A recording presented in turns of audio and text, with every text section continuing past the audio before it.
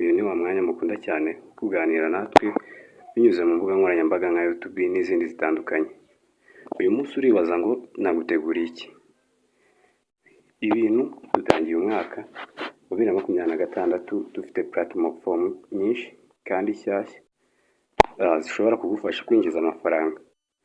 Mu rwego rwo kwirinda scam, ndi kugenda nkakurebera za platform cyangwa website zigisohoka kugira ngo zigufashe nyine kwinjiza amafaranga byoroshye.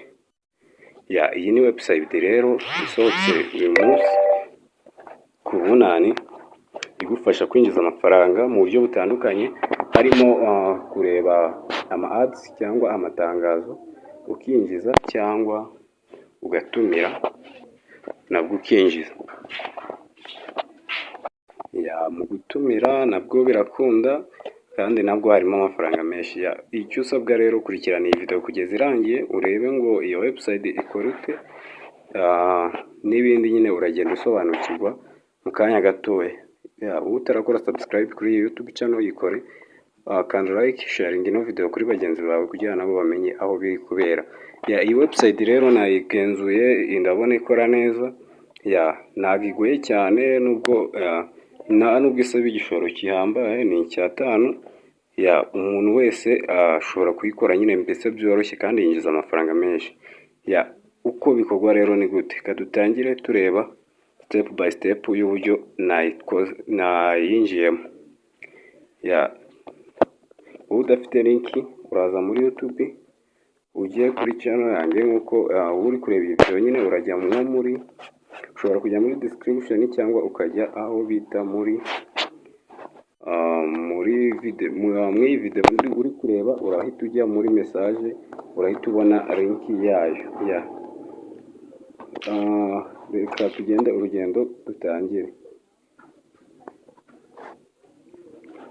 Kamanzi ndebe link yayo. Nyirebe. Okay. Ngiyi urabona hano hafite uburyo ikora. Ubishaka nabwo wanyandikira muri WhatsApp, cyangwa ndayishyira no muri WhatsApp group, naho ndayibaha, cyangwa muri WhatsApp channel ndayishyiramo link yayo nayo. Ubishaka kureba ugikora neza uraza usome aya magambo. Ngiyi na link irimo, ndazanye kandeho ninjire. Nkuko ubibona ninjiye.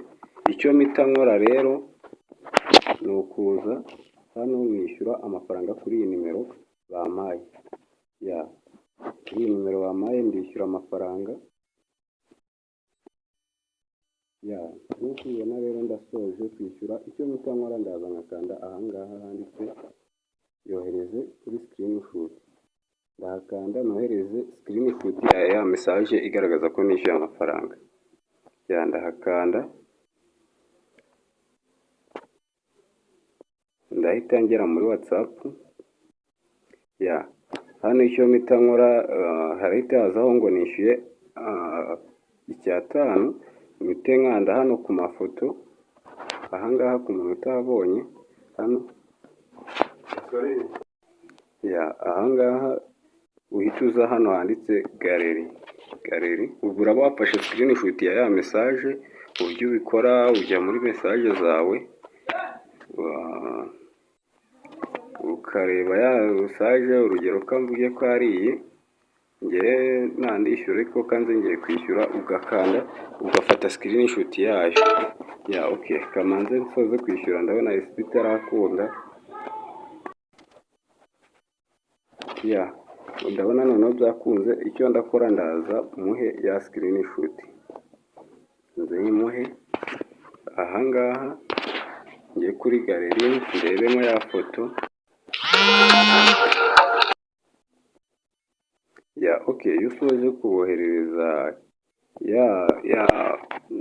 ya screenshot rero, ubwo yimaze kubageraho, icyo uhita ukora wowe urategereza kandi gato ushobora gutindaho, ariko ntibirenze umunsi.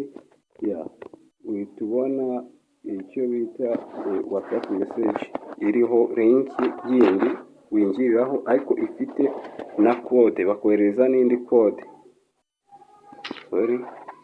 bakohereza n'indi kode ushyiramo nyine, reka nze ndagenda mbibereka. Ahangaha rero iyo uhageze icyo ukora, urabona hariho member login, ushyiramo nimero yawe telefone, ushyiramo, ugashyiramo password yawe. Iyo umaze gushyiramo password ushyiramo n'izina. Hano uhita ushyiramo ya code.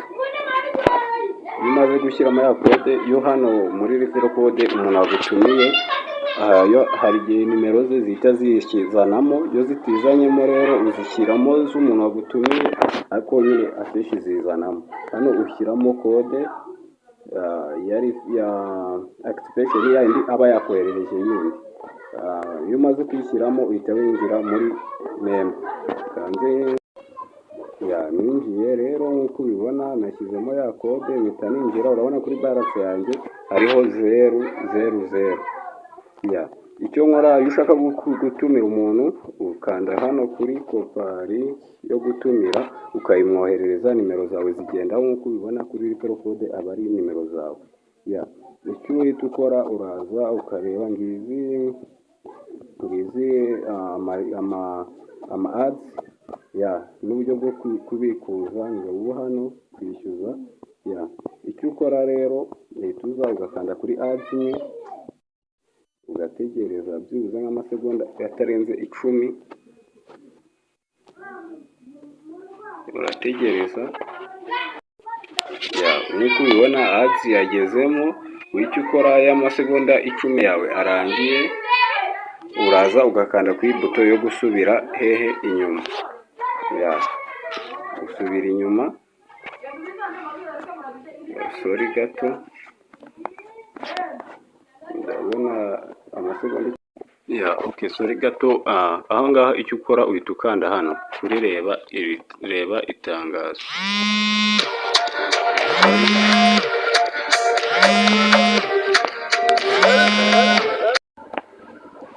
Ukanda kuri iyi buto yanditseho reba itangazo.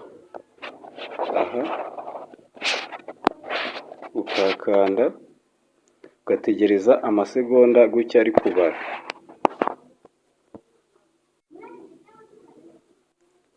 Sawa. Iyo aya masegonda arangiye rero, uhita uza ugasanga hano amafaranga yagiyeho. Gusa wowe icyo ukora nyine, urabanza ugakanda kuri iri tangazo risanzwe uri kubona. Urabona ko 50 yagiyeho. Uraza ugakanda kuri aya matangazo uri kubona nk'iri.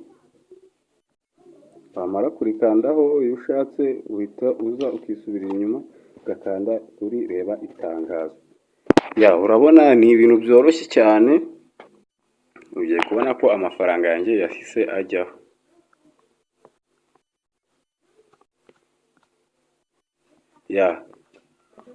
Nk'uko ubibona amaze kuba 100. Ndaza nkande ku rindi tangazo. Ni ibintu byoroshye cyane kabisa, ku buryo ki umuntu wese ashobora kubyikorera kandi mu gihe gitoya. Uragaruka ujye kuri reba itangazo, tegereze ya masegonda.